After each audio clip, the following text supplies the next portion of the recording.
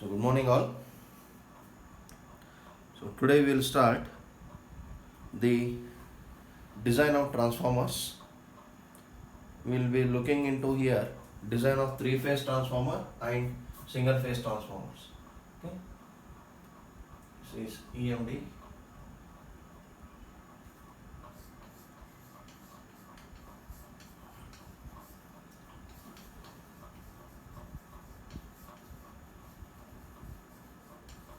Design of transformers.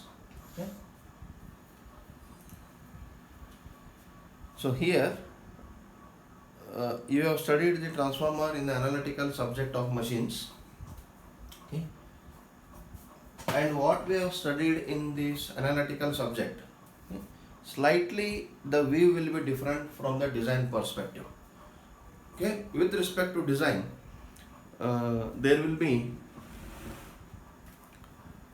more depth into looking into the operation and the performance of the machines. Okay, so what is transformer? Transformer is such an important device in the power network or in the power system. Okay, that without a transformer we would have not enjoyed this luxury of life.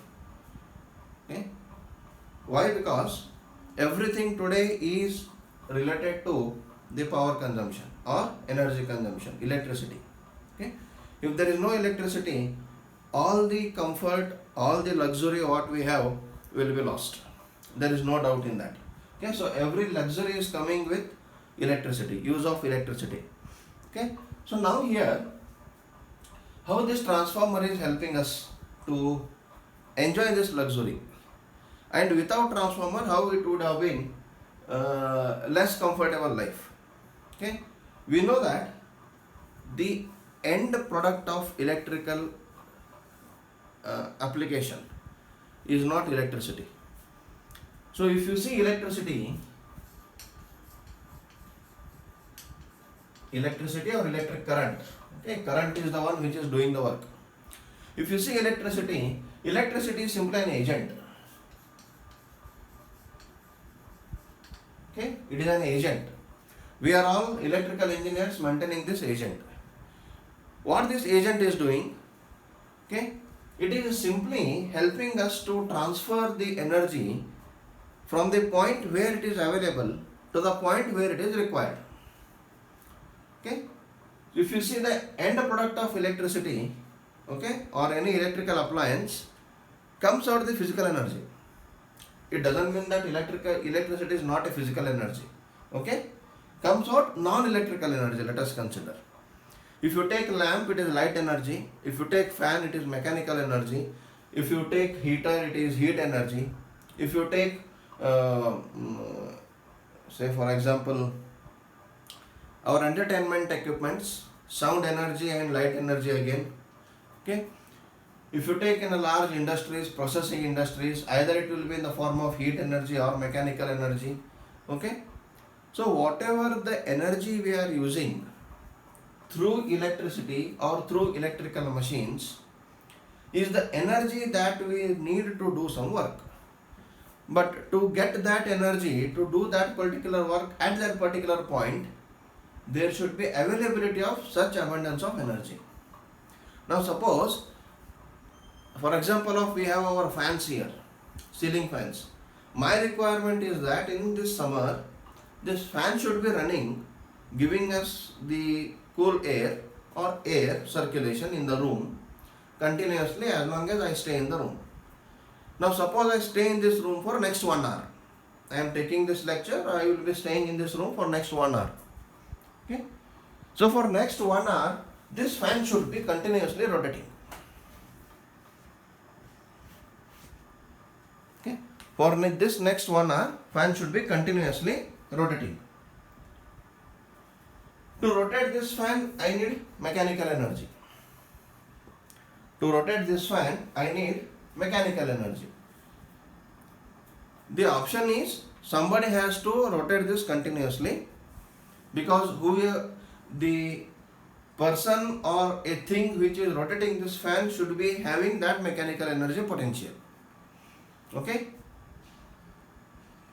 so that was done Okay, in the earlier days before the usage of electricity, you see in movies and serials, the kings and queens were having two people having this hand fan, we can say. Okay, so that was the use of mechanical energy. Okay, so but we cannot afford that. I cannot afford a person who will stand behind me all the time and give the this hand fan. Okay, I call that as hand fan. Okay. Now what the electricity is helping me to do is, electricity is helping me to take the potential energy that is available at some point in the geography where there is abundance of potential energy available, but there is a large requirement of energy utilization at some other point of the geography. Okay, so I cannot transfer the potential energy as it is from the source point to the load point. Okay, it is difficult. So what, after the proposal of electrical theory, electricity, electrical machines, generation and all these things, it was considered it is very simple to convert that potential energy available at the source into electricity, transmit that electricity from that point to the point of requirement, again at the end convert that electricity into the usable form. Okay, so this is what the electricity is doing. So electricity is simply transferring or transmitting the potential energy available at one point where the availability of energy is in abundance, converting it into the usable form of energy at the other point where there is a requirement of usage of energy. Okay, so when we see, basically electricity is behaving like an agent. Okay, now the moment I switch off, the current stops, the energy conversion or energy transmission stops. Now here at the load end I will switch off this, say for example fan. Now what if the generator itself is switched off in the generating station? All the luxury energy conversions what I am getting here will be stopped. Okay, so what electricity is doing to the world is, it is converting the large amount of potential energy available to the usable form of energy at various destination points. Okay, so now suppose if I want to rotate this fan, I should be, say for example, I will connect a turbine to this fan and I will make water fall on that turbine, and I will connect a shaft, and to that shaft I will connect the blades of this fan. How much feasible is this? Now my water is available, say in Shivan Samudra. Okay, can I take water from Shivan Samudra to my house and make a mini turbine rotate, attach it to the fan blades so that there is continuous rotation of fan blades? Practically unimaginable, is it? But what exactly it is done, okay, is the same thing. What is been happening here is the same thing. Potential energy available is in Shivan Samudra. That potential energy is transmitted to this fan and the fan is rotating. But I am not taking the exact water to rotate. I am converting that potential energy available in water, okay, into electrical energy, and that electricity is transmitted from there to here, and I am using this in my fan, which is extremely easy when compared to any other form. Okay, so now how these transformers are helping to maintain this? Obviously you have studied in the analytical part of the transformer. Okay, what is the importance of transformer in power network? Okay, the main, it will transmit the energy or transfer the energy from one circuit to other circuit without changing total power and frequency. You should remember this, without changing total power and frequency. Okay, so transformer is a static electrical device that transfers electrical energy from one circuit to other circuit without changing total power and frequency. Okay, so when I say that my V1 I1 is always equals to V2 I2. This is the total power. There are three powers. Okay, active power or power consumed or useful power, reactive power, that wattless power and total power. The vector sum of active power and reactive power is the total power. So the total power of any machine is always constant because every electrical machine has to follow the first law of thermodynamics. Okay, energy neither can be destroyed, okay, nor can be created, but it can only be transferred from one form to other form. So only in the design you see, even though I designed induction machine which is always rated in the usable power, that is watts, but I designed it for volt amperes. So my total input power is always equals to the total output power. Total input is always equal to total output. Okay, so my Q in induction motor is same for input as well as output, but output is mechanical energy, so I don't consider Q for output in the output side. So whatever the total power I give to any machine, that total power will get divided into active power and reactive power. And to observe the efficiency of the machine and output of the machine, I consider only active power. I don't consider reactive power. But when I design, I should be always considering active power as well as reactive power. Okay? So the total power in the transformer is remaining same. So it means that whatever the power I am generating at the generating station, total power is received at the receiving station. Total power. But the active power may be different. Okay, because of losses in the transformer. And losses in the transformer are very much minimum.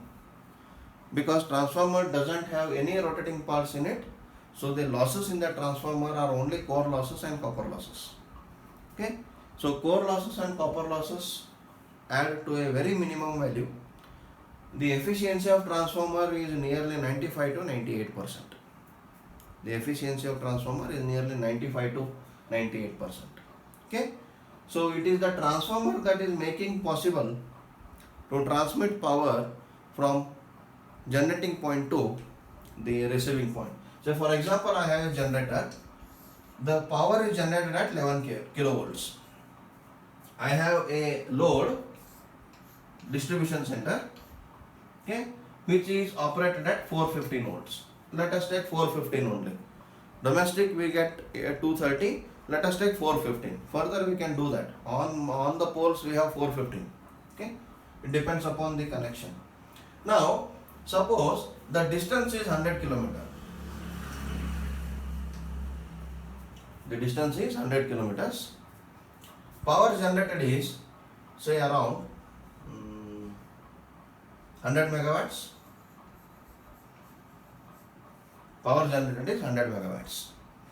Now if I have to transmit the power over 100 kilometer distance, what is the current?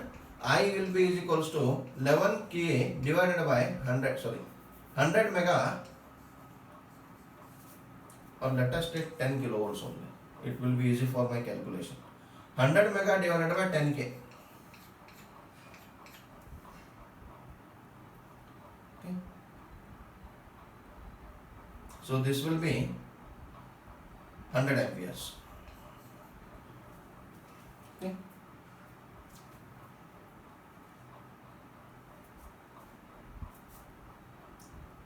Here it will be 10 to the power 3 remaining.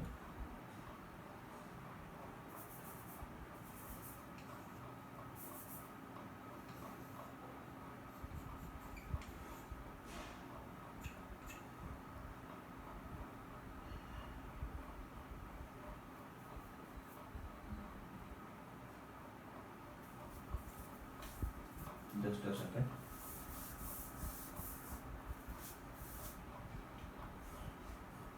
So 100 megawatts generating at 10 kilovolts will get 10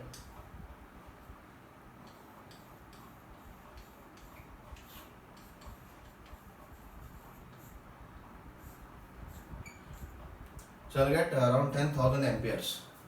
Okay. I don't think so. You get 10,000 amperes. Okay. So some ampere current we will get here. Okay.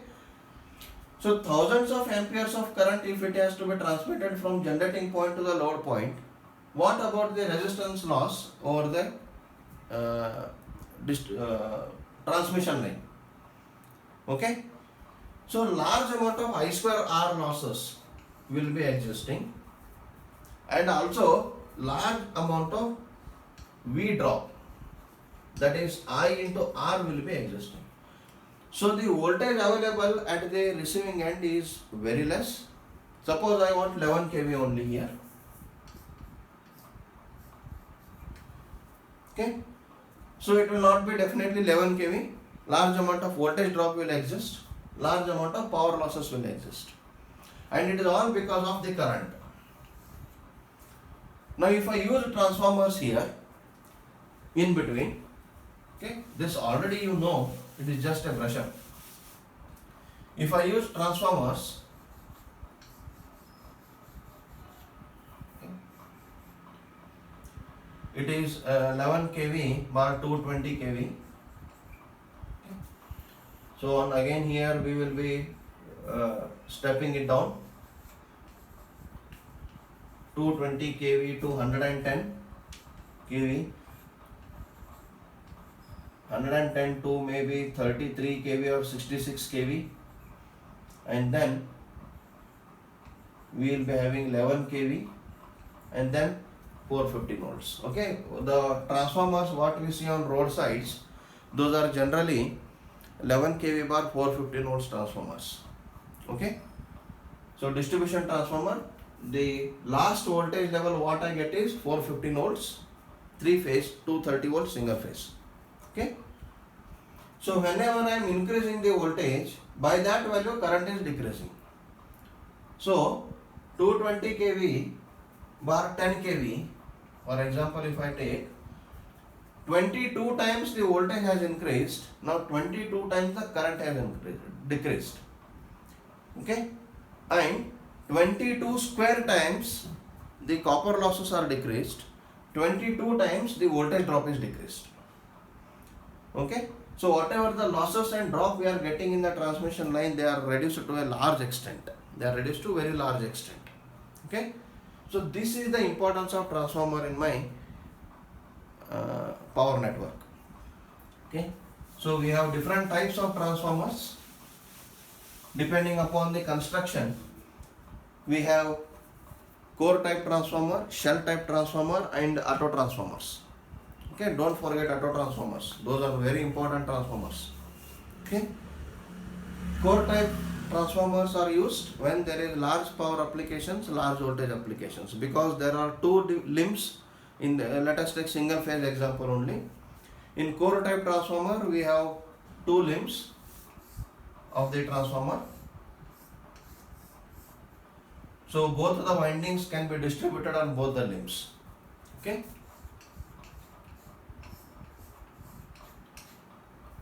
We have shell type transformer.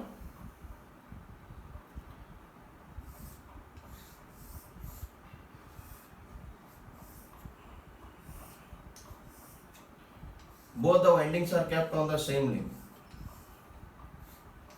Okay. So shell type transformers are used for low power, low voltage applications because both the winding is carried by only one link. Okay. So if I want of the same power rating as of core, if the power rating is above around 10 to 15 kVA, we don't go for shell type transformers, we go for core type transformers. And the transformers what you have used in our machines lab in third semester were all shell type transformers because those power rating were not more than 2 kVA. Okay, it was 2 kVA and 1.5 kVA. Okay. So therefore I don't use shell type transformers where the power application is requirement is large at large voltage levels. Third is auto transformer. Okay, so auto transformer is a single winding transformer. Okay, where a part of same winding forms the secondary. Now what is the application of auto transformer? You have studied the application of auto transformer in our machines lab. We use it to give the variable voltage. But if you see a very large transformers in power networks, okay, in large substations, in large generating stations, many are auto transformers, many are single winding transformers. Okay, just behind our college we have Singanaknadi power substation. Okay, it is a grid. We have a grid, that is a 220 kV grid we have. There we have two large transformers and both are auto transformers. Now the question is, why they use auto transformers for large applications? Simple, it uses only one winding. If I have to construct a core type 3-phase transformers in megawatt range, then the size of the transformer will be at least 3 to 3.5 times of the existing size. The existing size of the transformer itself is of our classroom size. Okay, so now imagine if I use core type transformer, 3-phase core type transformer, the size will be at least twice. Okay, so material requirement is more, size is more, cost is more. Okay, maintenance is difficult, transportation is difficult. So large transformers are most of the times auto transformers. Okay, we think that large transformers are core type. Conceptually that is true, but they prefer auto transformers. Why? Because only one winding has to be provided in each phase. Okay, in core type there should be two windings provided in each phase, one primary, one secondary. So therefore the iron requirement will be more, the copper requirement will be more, space requirement will be more, insulation will be more, isolation will be more. Therefore the cost increases to a very large extent, and even the transportation is very difficult. Therefore they use auto transformer. So auto transformer is of very importance in our power network. Okay, so these are classification of transformers. So whereas core type transformers use cylindrical coils,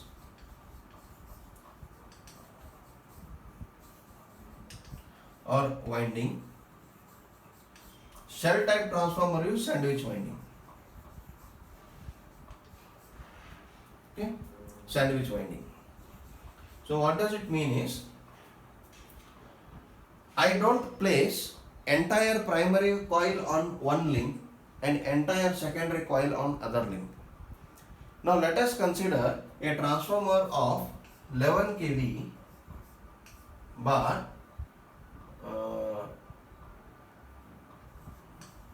200 volts. Assume, okay, there is a possibility 11 kV bar 200 volts transformer. Okay, and EMF per turn is equals to 10 volts. Each turn is giving 10 volts. Then what are the number of turns on 11 kV side? 11k divided by 10. It is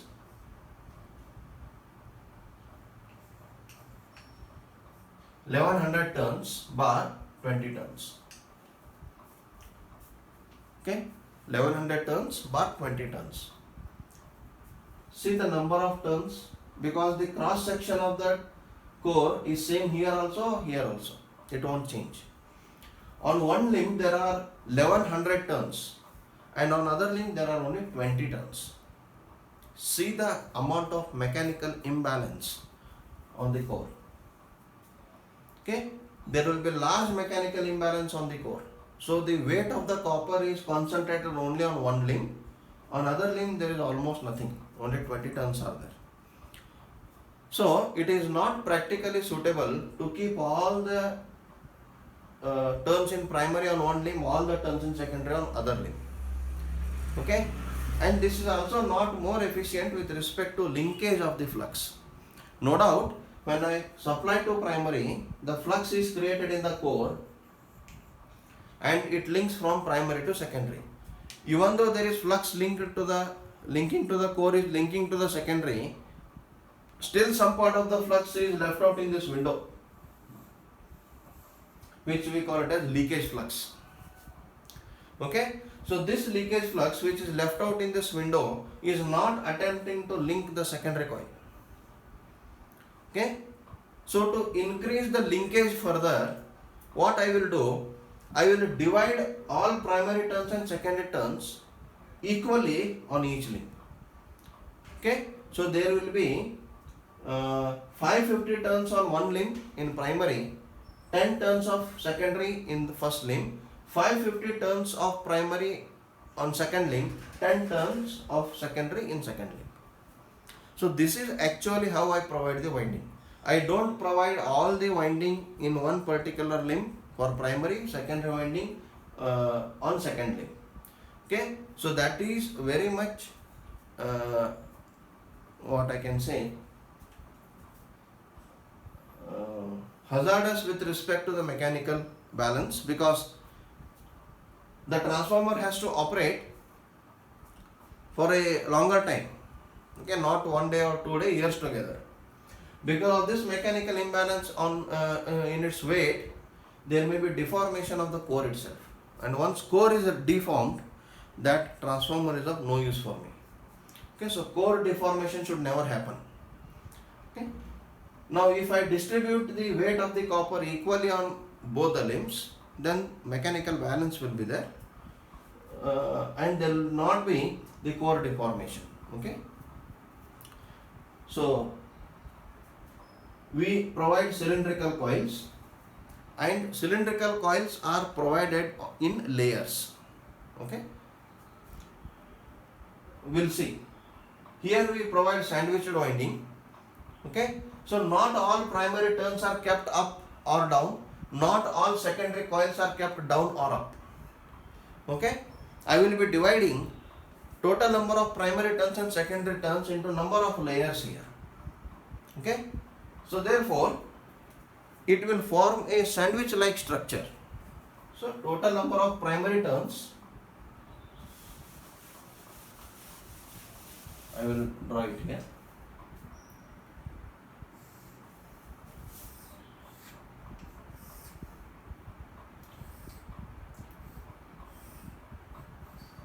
And note that the central limb of the transformer will be having the thicker size when compared to side limbs, because it has to carry more weight of copper, and the flux in the central limb is 5, whereas flux in the side limb is 5/2.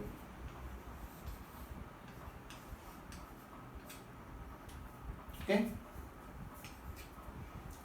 Now this is some terms of, say, LV. First I place LV, then I place HV, then again I place LV, again I place HV, I place LV. So up and down there should be LV. It is compulsory. Okay, up and down there should be LV.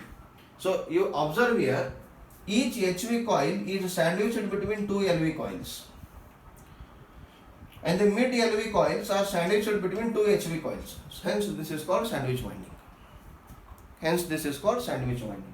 Okay, so not all the turns are kept on one part of the central limb. Okay, so all the number of turns are equally divided into number of layers. Okay, all the number of turns are equally divided into number of layers and form a sandwich like structure in the transformer winding.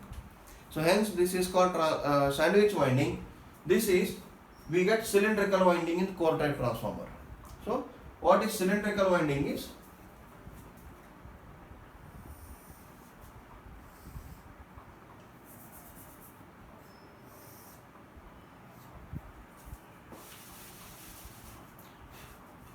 if you see the winding,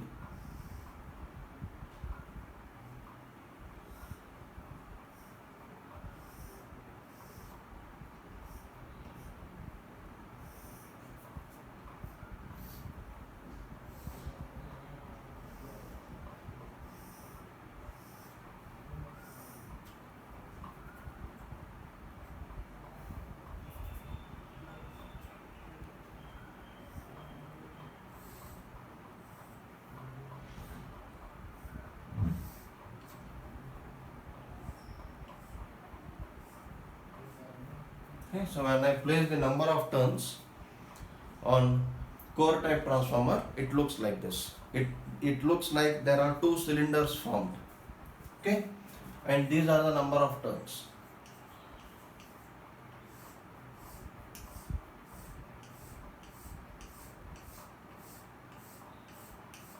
Okay, so these are number of turns, but these are not again wound similarly what I have shown here. So now there are N1 by 2 on this limb, N1 by 2 on this limb, N2 by 2 on this limb, N2 by 2 on this limb. So I will not be winding all N1 up here, N1 by 2 up here, N2 by 2 down here, all N1 by 2 up here, N2 by 2 down here. I don't do that. Again in this cylindrical winding, I will be providing the layers. Okay? If you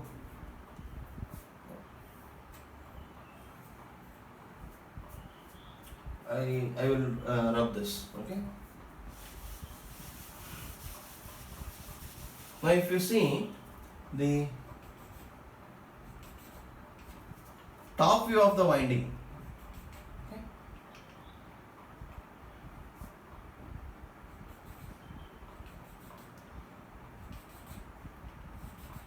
so this is a core,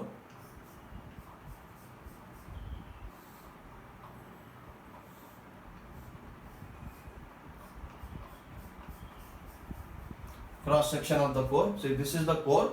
Okay, if this is the core, this cross section is this surface. Okay, cross section of the core, and when you see it from up, it appears to be cylindrical. Now this is cylindrical winding. Okay, it will be forming a circle.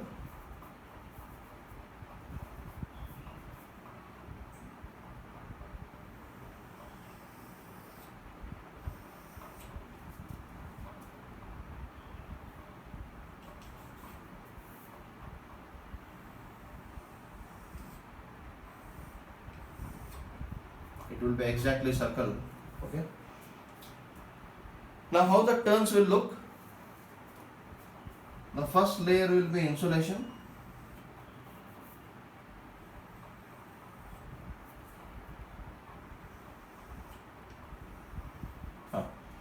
Now next layer will be primary winding or generally LV winding. After insulation,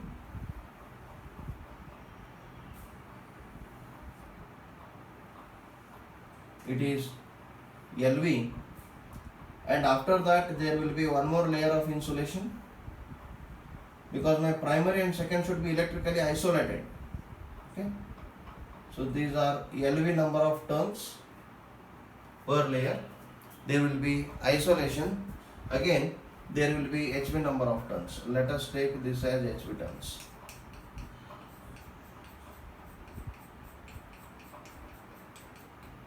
Okay. Similarly here,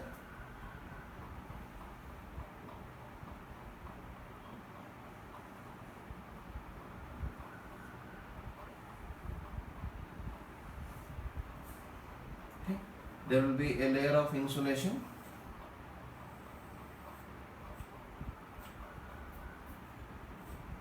And I will be having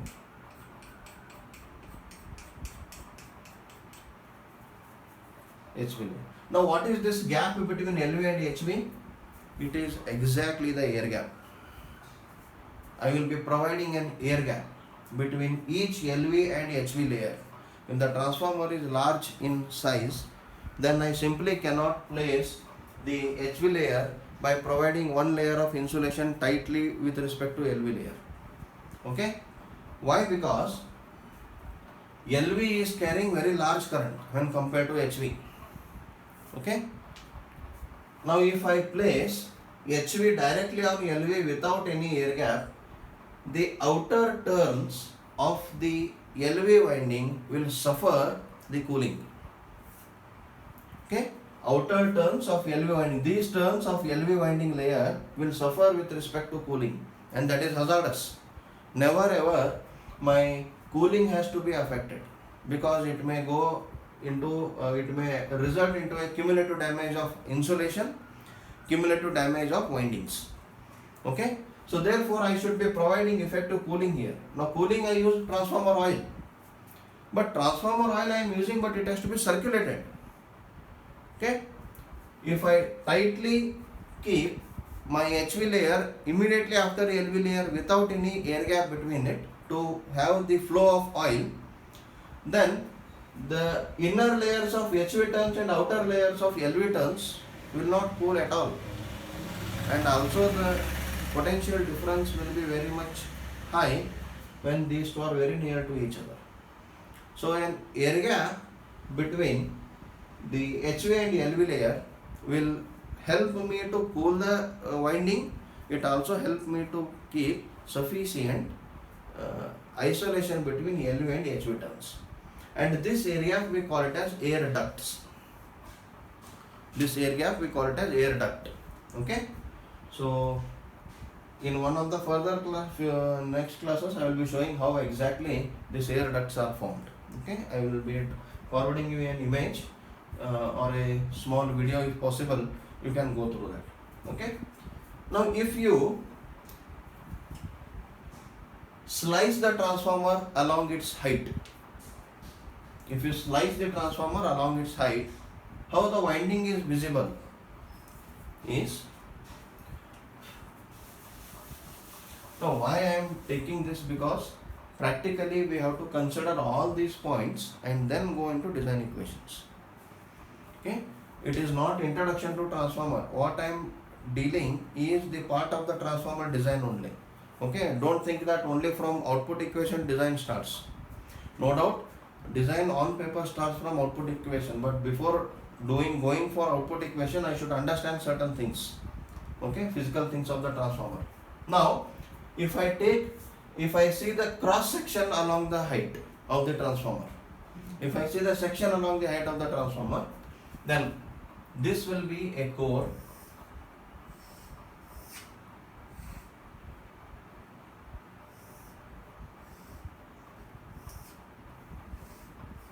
That cylindrical winding. Okay.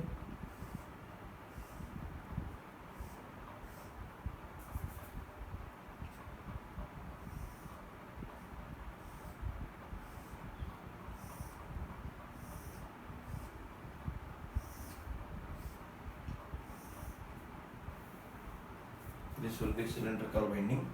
Right. Now there is an isolation. Okay, there is an insulation. So this will form an insulation.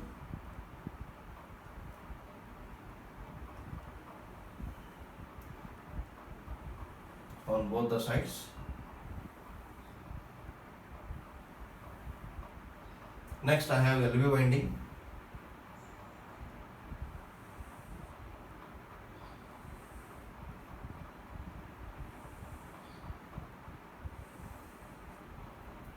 Okay, I have an air duct.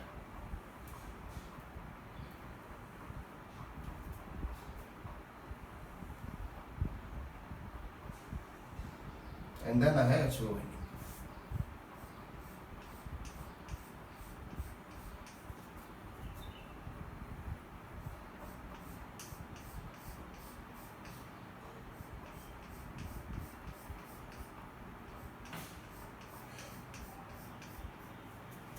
So this is how a transformer winding will look like in the core type transformer. Okay, so this is with respect to construction we have to look into still some things. This is LV turn, this is HV. Okay.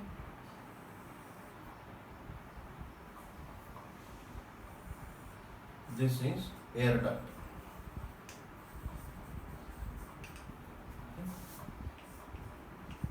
Okay. LV, HV,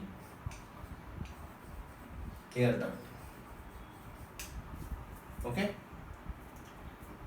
Now we have seen so far the complete frame as core. Okay.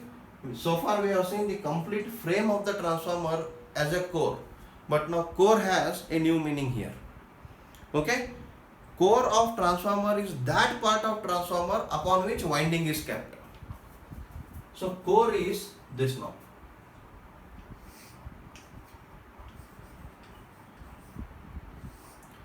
This is core. From this part to this part is core. Then what is this part? This is yoke.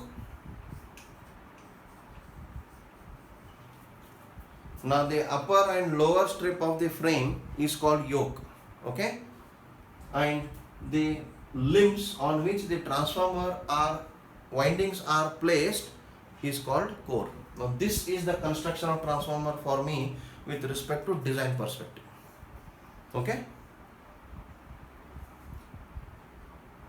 so now when I place this kind of winding into the tank, then air circulation is there in this window, air circulation is there between these coils in the air duct, or oil circulation is there in the air duct, and it will give the effective cooling of the entire winding.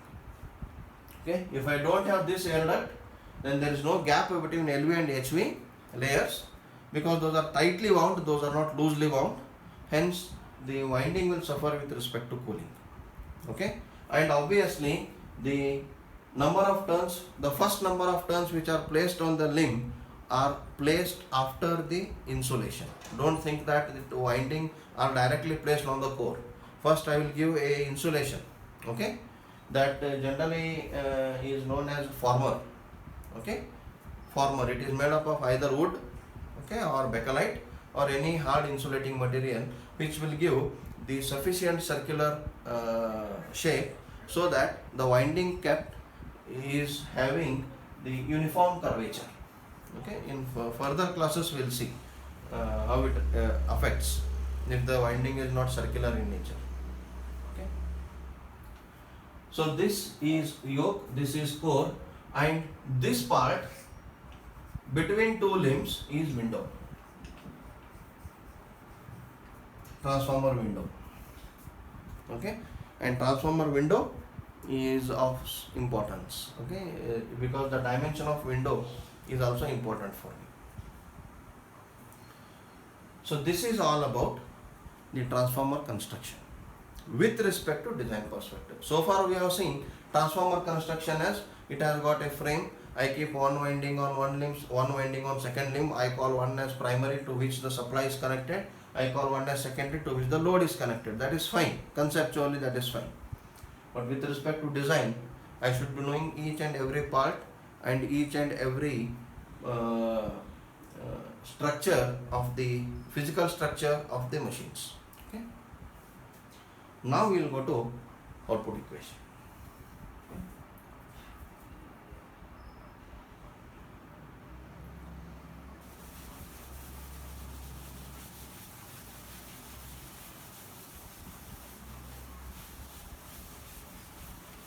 And the core of transformer is laminated. Obviously the core of any electrical machine is laminated because to avoid eddy current losses. Okay, and we go to output equation.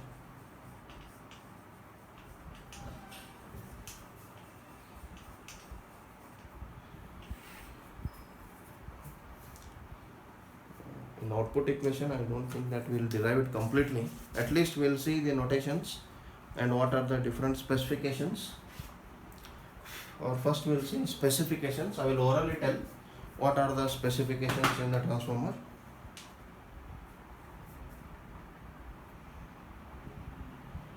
Okay.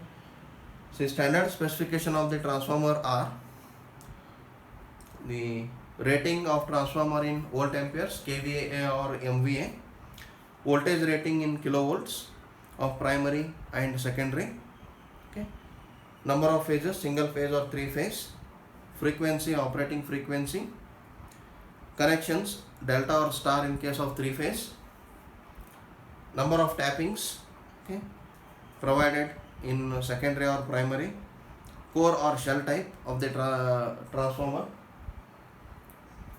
You can add auto transformer, but here in this classical design subject we don't go through auto transformer design. We don't have auto transformer design part.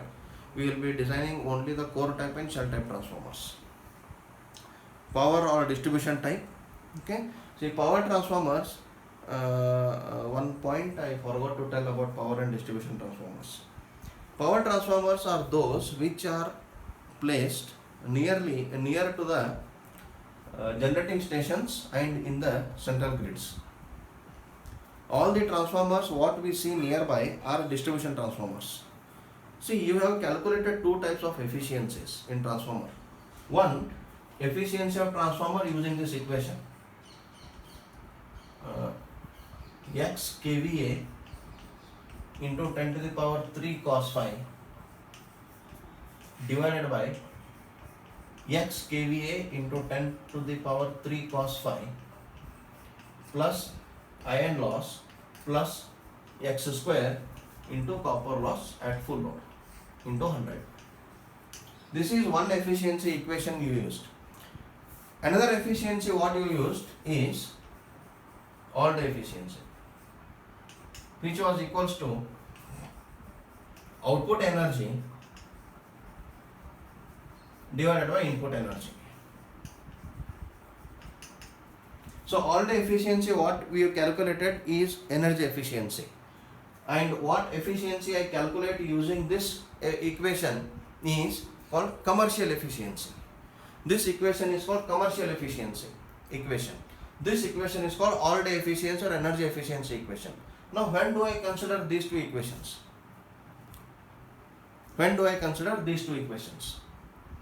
Okay, see here, to calculate efficiency using all-day concept, all-day efficiency or energy efficiency, you have taken the load consideration over 24 hours. So in those 24 hours, sometimes load was 0, sometimes load was at higher level, power factor was different, sometimes load was different, lower level, power factor was lower value. So here in calculation of all-day efficiency, what you did, you calculated power output at each interval of time given or span of time given. Say from 8:30 to 12:30, one type of load was existing. This is the power factor. You calculated power output for that. From 12:30 to 6:30, some pattern you calculated there. From 6:30 to again 12:30 night, some pattern. 12:30 to morning 8:30, one more pattern.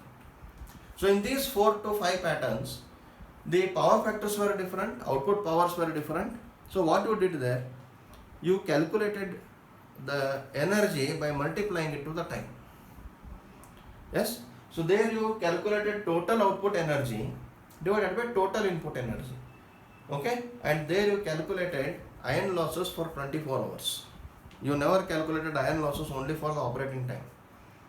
It means that iron losses are existing throughout the day. But here when we calculated efficiency, this equation, through this equation, I can calculate efficiency if and only if I know exact load factor and exact power factor. Without these two, I can't calculate the efficiency of transformer using this equation.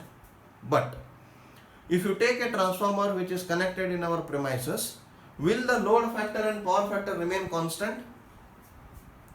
No, it will be continuously changing. The load variation on the transformer is infinite.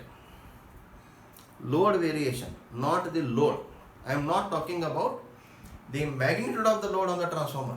I am talking about the variation pattern on the transformer load. It is almost, we can call infinite. Infinite in the sense undefinable. I don't know what will be the load next moment on the transformer which I connected in my premises, college premises or housing premises, whatever. Because I don't know how the appliances are switched on and switched off. I don't know how the loads are switched on and switched off. Now if I go out of this room, I will switch off the fan. Now the operating person in the electricity board not be knowing when I get out and when I turn off the fan. When I turn off the fan, load factor changes. When anybody turns on something in his home, load factor changes. So this load factor and power factor are continuously changing. Then what is the use of this equation? Is this equation dummy? No. This equation of efficiency are used to calculate the efficiency of power transformers. So I told power transformers are located for their service in generating stations. See, the output power going out of generating station is constant. So the transformer that is connected immediately after generating station is giving its power or energy to a transmission line. On a transmission line, power is always constant. I always try to maintain a constant power flow on transmission lines. Transmission line doesn't mean the connectivity network from generating to load. Transmission lines, I am talking about the transmission part, not talking about the distribution part. We have distribution network and transmission network. So I always make sure that the power on transmission line will remain constant. So that power transformers are feeding the power or giving the power to a transmission line where the power is almost kept constant. Therefore, the load on the power transformer and power factor on the power transformer is almost constant. Hence, this commercial efficiency equation I use for power transformers, where there is exact definition of load factor and power factor. But this equation, it is very difficult for me to use on distribution transformers. To obtain the distribution transformer efficiency, I use all-day efficiency. And all-day efficiency of a transformer is always less than commercial efficiency of the transformer. Why? Because in commercial efficiency, I consider iron losses only when I consider copper losses. If I take copper losses 0, what does it mean? Current is 0. If I take current is 0 in numerator, kVA becomes 0. So output becomes 0, no question of efficiency. But I know in distribution transformer, even if I turn off all the loads, see, the load is almost 0 at night. Suppose to this locality there is one transformer supplying the power. The secondary load or the load on that transformer at night, say at night 2 o'clock, is almost 0. Almost 0. But still there are iron losses existing in its core. That is what I consider in all-day efficiency. Throughout a day, iron losses are existing. Copper losses will exist proportional to the load. But in this equation, iron losses are taken into account only when copper losses will come into picture. Hence, the efficiency, all-day efficiency of the same transformer is lesser than commercial efficiency of the same transformer. But all-day efficiency I use for distribution transformers, commercial efficiency I use for power transformers. Okay, so whether the transformer is operating for power service or distribution service, I have to mention it. Why? Because the operating point of the transformer has to be fixed now. Now if the transformer is used as power transformer, the efficiency point or the operating point of the transformer is fixed near to the maximum efficiency. Because the power transformer is having a constant load throughout the operation. Hence, if I keep the load factor of the transformer near to the maximum efficiency, then my performance is good. Okay, and maximum efficiency occurs before the full load efficiency. If you draw the curve, efficiency curve, it will be like this. So this is efficiency max. Okay, whereas this is efficiency at full load.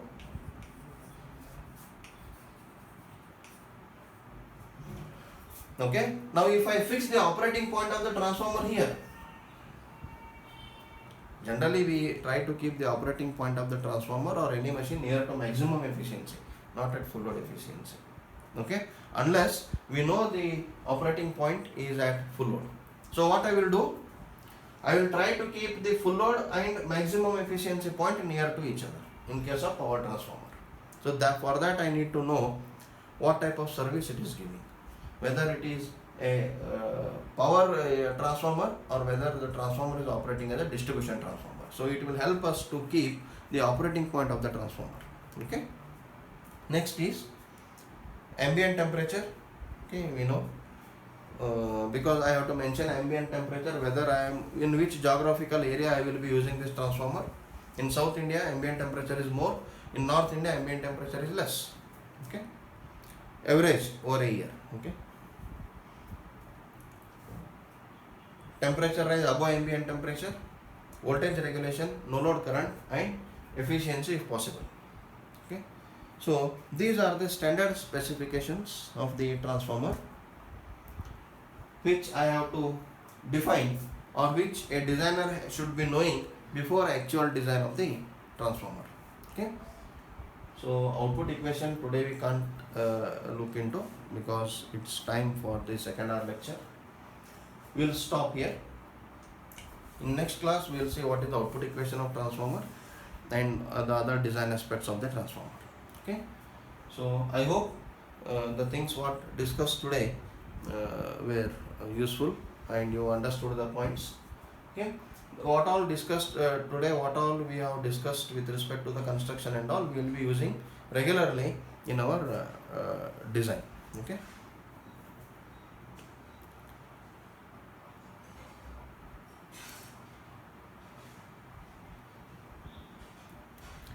so